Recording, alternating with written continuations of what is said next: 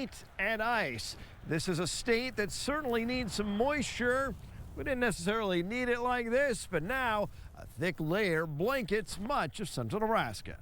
Hay stocks are low, and we visit with Sandhills ranchers about the lingering impacts of droughts. Plus, hear from folks digging out from the snow in Custer County. Later, highlight some kids from Callaway and more on opportunities for women in agriculture. It's time to grow.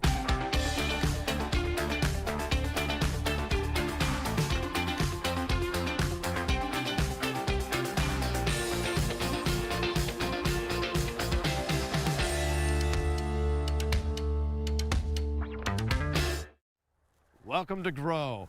Once again, the weather is the big story. Certainly some snow, much needed moisture, but the lingering impacts of drought, it certainly has impacted hay, and Taylor Leverett has more. Cattleman Don Kane is preparing his livestock for a winter storm, a testament of how unpredictable the weather can be. The weather is a big factor in a cow-calf enterprise, as in most agriculture. Being able to keep them full and fed is the biggest challenge we have during the wintertime.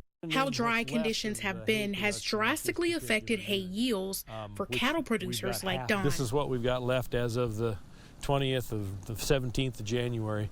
In a new USDA report, hay stocks are at a 10-year low. We're already low in 21, and so that just decreased it that much more in 22. Sainer says another factor was the increased exports of hay. A lot of it went to China, some to Saudi Arabia, so those markets increased. So they pulled more hay, as exports. And although the hay was low, the price was not. The Nebraska Direct Hay Report saw bales of alfalfa and grass hay $10 higher. For cow producers like Don, he's finding ways to cut costs when it comes to feed. We plant late and we harvest late, so there's a lot of roughage in the field. That roughage gives his cattle enough food to sustain, which Don says is what producers like himself have also been doing. When it comes time to really doing the heavy feeding, when the mothers start having their babies and they need a lot more nutrition on that, well, then we're going to run out of feed. That's just all there is to it, and so we're going to try to source more, and if we can find it, I don't know where it's going to come from right now. Now a closer look at the numbers. Alfalfa hay production is down 34% from the previous year in Nebraska, according to USDA data. Average yield is 3.1 tons per acre, down 1 ton. All other hay production down 26%. Custer County is an agricultural powerhouse. Now folks, dig out. Green iron in a sea of white. Everyone on this Custer County ranch gets to work clearing snow and getting hay to cattle. After around 2 feet fell. Nearby, one of the state's largest feedlots was also hit. We got a lot of snow, probably, north of 20 inches, probably right in there. And, given the circumstances, the yard actually looks pretty good. Adams Land and Cattle saw wind chills of 40 below just before Christmas, causing big issues with water. This time, it was harder on people than cattle. The roads are really tough. That's been the biggest issue, just getting people last night, back home and then getting people back. Adams put folks up in hotel and found housing as some worked nearly around the clock. Winter storms are also a challenge for cow-calf producers. One in south central Nebraska said they got more ice than snow, interrupting power. When my mom said the power was flickering was all our automatic waters that we have. So the automatic waters run all the time and they can maintain themselves, but when the power is flickering, of course, the water's going to freeze over, and it'll freeze over quick. Whether a cow-calf operation or feedlot, water and feed become the challenge. There's a lot of pros to feeding cattle in Nebraska, but weather and winter storms is one of the things that you have to be ready to deal with and be prepared. Custer County sits where corn and cattle converge, one of the top 20 cattle-producing counties in the nation. Most of the year, it's a great place to feed cattle, but Abram Babcock says storms like this affect everyone, especially staff members who prioritize animal well-being. They've lost a lot of family time, too, over the last couple of days to make sure that, the cattle are taken care of. So it just, a huge shout out to everybody. Later, we'll have more from Custer County as we hear from some young people in Callaway. Now to some other news. where the Women in Ag program now offering a new workshop. NTV's Rossell Ventura report. Women in Ag can now learn more about land management and leasing. How we can implement conservation, and if I'm a landowner, how I can incentivize my tenants to practice conservation on their farm ground or ranch ground. The Department of Agriculture census shows there are over 90,000 women producers and over 51,000 female landlords in the states of Kansas, Indiana, and Nebraska. I think it's just extremely strategic on the part of women in agriculture to be informed and be knowledgeable about all facets of the business. And there's a lot to learn as land and rent prices keep increasing. Since the pandemic, costs of repairs and upgrades has just increased so much. So as a landowner, you have to keep all that in consideration as you price the value of your rental land. The multi-state workshop will be a 4-part series through Zoom or in person. Here at the Nebraska Women in Ag program, we strive to ensure that women are finding community. And I think that we've always been here in ag, but I think that you're seeing women start to want to take more of an active role in the decision-making process that goes on a farm and ranch. The workshop will also teach about keeping a positive relationship between tenants and landlords. For both parties to have lines of communication and to understand where the other one is coming from, it makes a big difference in the whole scheme of things. The workshop is $50 per person, and there's a lot to learn. I think the opportunity to lease or rent land is an excellent opportunity for young farmers and ranches, because as we know, the cost of entering into a purchase of any large ranch or significant farm ground is a really high price to pay, particularly for someone that's starting out. All the details are on Nebraska.tv. In Lincoln, Governor Jim Pillen says hundreds of millions of dollars in tax relief could be coming to the state. Lawmakers calling those bills historic. The Agricultural Valuation Fairness Act would value ag and horticultural land based on income and expenses. It would also prevent valuations on these properties from going up more than 3.5%. Other bills would fast-track cuts already approved by the legislature, including dropping the individual and corporate tax rate to 5.84% and getting rid of taxes on Social Security income in the next fiscal year. The governor also backing a bill that would shift community college funding from property taxes to the state's general fund. And the big one, a major cut in the state's income tax rate down to 3.99% by 2027. The importance of this to keeping business in Nebraska and recruiting business and recruiting millennials and younger than millennials can't be overstated. We have to compete. We Nebraskans have to compete better than we have been. We have to compete better with our neighbors. The Nebraska Sorghum Board will undergo a leadership change. Executive Director Nate Bloom is transitioning to a new role as CEO of Sorghum United. Bloom has been with the Sorghum Board for 4 years. He has overseen the doubling of growth in sorghum acres in Nebraska, built robust digital branding, and made available on-demand producer and consumer content during his time with the Nebraska Grain Sorghum Board. Now a look at the numbers of grain in storage. The state's corn stocks stand just over 1 billion bushels, down from the year before. 610 million bushels are stored on farm. That's down 34% from a year ago. Off-farm storage is also down. Soybeans in storage also down in a big way. Later, we visit with some FFA members in Callaway about their agricultural education experience. Up next, more on some changes coming to this year's state fair. This portion of NTV's Grow is sponsored by Acres Equipment, solutions for every field. Acres has what you need to get the job done. The road to the state fair starts now for some as they begin to weigh in their livestock. But this year brings some changes for 4-H exhibitors. Here's more. Some new opportunities coming to Nebraska 4-H this year. Joining us now to talk about them is Rhonda with Nebraska Extension. Thanks for taking the time to speak with us. First, what's new at the Nebraska State Fair?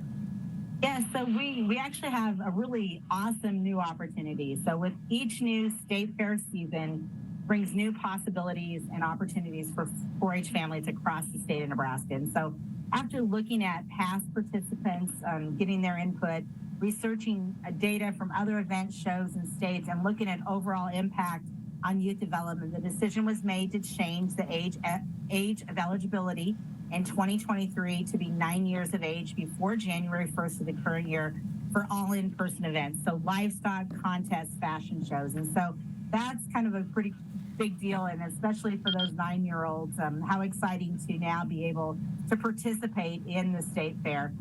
Also new for 2023 is that all livestock in contention to exhibit at the state fair will be required to submit a DNA nomination. And so that includes all breeding livestock, market livestock, and feeder calves. So that is a change as well that's happening with the Nebraska State Fair in the 4-H area. All right, as you're picking your projects, consider that. And there's an entirely new event this year, right, for 4-H?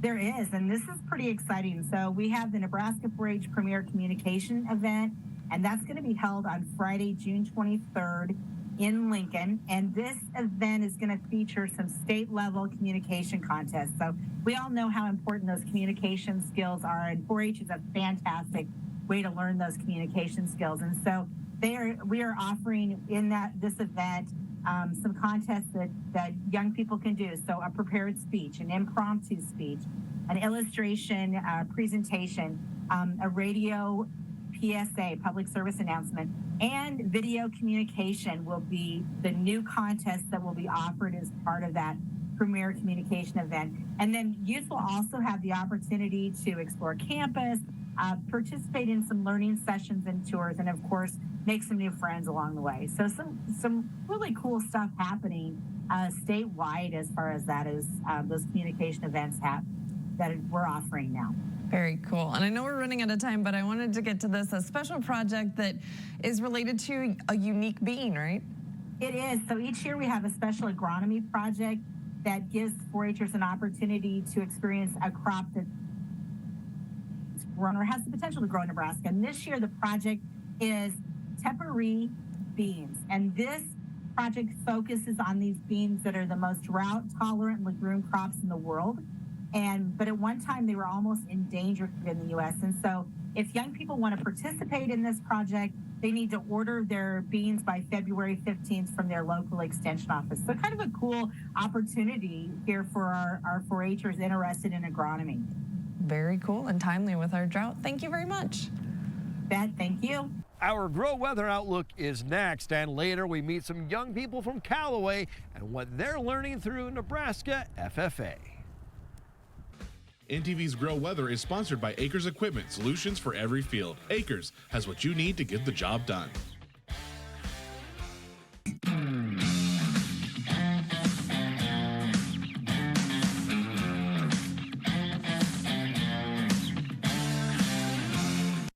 Despite all the snow that we received this last week, it wasn't calculated into the drought monitor. Just too much data or too many numbers to crunch to make that happen. So it remains the same as last week, which is not good. 99.5% abnormally dry in Kansas, moderate, 84.5%, 68.86% severe and extreme, 57%, 38% exceptional drought in Kansas. Of course, with last week's snow and then the snow over the weekend, these numbers will definitely change to the better by next week. Nebraska last week, this week still showing 100% abnormally dry, 99.75% moderate severe, 84% extreme, 45.25%, and exceptional at 10%. If we just whittle it down, obviously there's still going to be too much color on these maps as the drought is embedded and in a big way across our part of the country. The rest of January, temperature-wise, normal for the western two-thirds of Nebraska and the northwest corner of Kansas.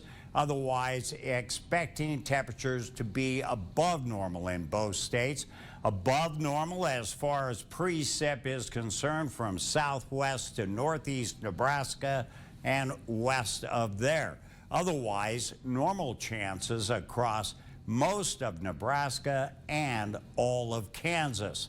The 3-month outlook then, normal chances as far as normal temperatures for the 3 months are in both Nebraska and Kansas, and then unfortunately below normal for a big share of Nebraska and Kansas, except roughly the eastern 25% of Kansas normal, the eastern, northern, and panhandle portions of Nebraska will see normal as far as rainfall is concerned.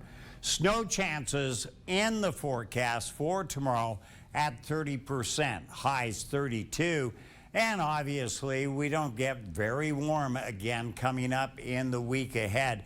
Temperatures will average in the lower 30s and teens for overnight lows. A couple nights there getting pretty cold. Normal highs should be 36, lows 15. We're going to be 5 degrees off that normal high, averaging about 31, not too far off the average low. Our average in the week ahead will be 13. So here's our proverb this week. A winter's fog will freeze a dog, and us as well, I'm sure. That is your Grow Report for this week. Join us again next time when once again it will be time to grow.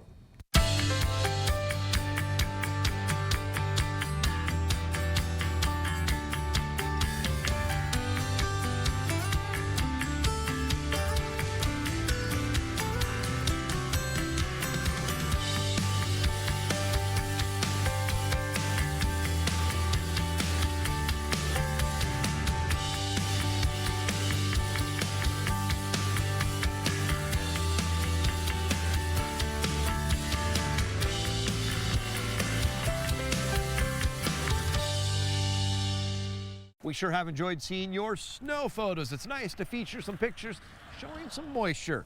If you've got some photos and videos you want to share, go to our website, nebraska.tv, and chime in. Ag Youth of the Month is sponsored by Landmark Implement. Experience the Landmark difference with locations across Nebraska and northern Kansas. High school kids today, they could be school board members or state senators in the future. And they get a head start on that by learning how to run business meetings now. Let me ask maybe specifically about the Parley Pro. What is it about that contest that you guys like? So the parliamentary procedure is something that Mrs. Kika has been wanting us to kind of get into for a while. And it's kind of daunting because we weren't really entirely sure how the whole process worked. And so we weren't necessarily the most excited to do it.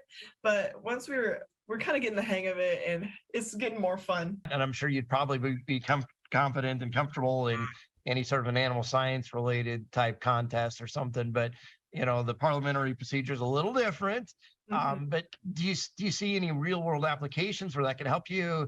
I definitely feel like parliamentary procedure is one of the most realistic contests to use in the real world because, I mean, everybody runs across some types of meetings. Be on your county commissioners or a school board, or I mean, do any of you guys have an interest in maybe being involved in something like that someday? I think it would be something that I would be interested in doing, yeah. And Taylor, what about you? Abby and I are making a lot of decisions about going to college right now. And I know both of us are planning on going into agriculture. So I think that has kind of like helped us in our decisions maybe for what we want to major in and like helped us kind of figure out our future a little bit more. Do you see where this could maybe be helpful in a couple of years to kind of get a little of this experience as you're starting to make college and career plans? I grew up in Omaha, Nebraska. And so there's not really any ag classes, or FFA wasn't a big part of anything. And so it's really cool to watch like how much of an importance it has on the whole community out here. Unfortunately, their district contest has been postponed a couple of times due to weather, and they're hoping to get that done in the coming days. And we'll be back here again next time as we see how agriculture makes Nebraska grow.